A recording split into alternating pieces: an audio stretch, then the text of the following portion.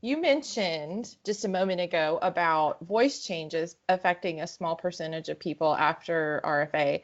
And I do have a member of the group. Actually, I think we've had 2 people recently comment that after their RFA, their voice went away or was very weak post-procedure.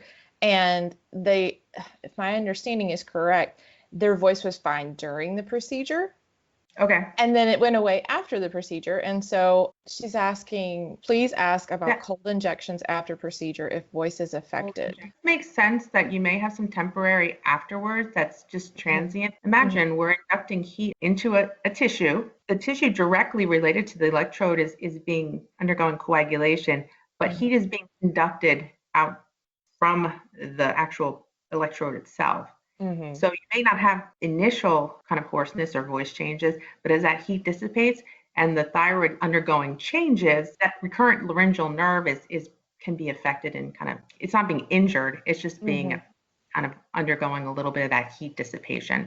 So if it's only temporary if it is associated with the RFA. That's what I was reading about in, I have an RFA textbook, that the post-procedural voice changes and how sometimes that could happen and it takes, between a month and 3 months for that to resolve itself, but it's not usually permanent, but it is kind of a rare side effect.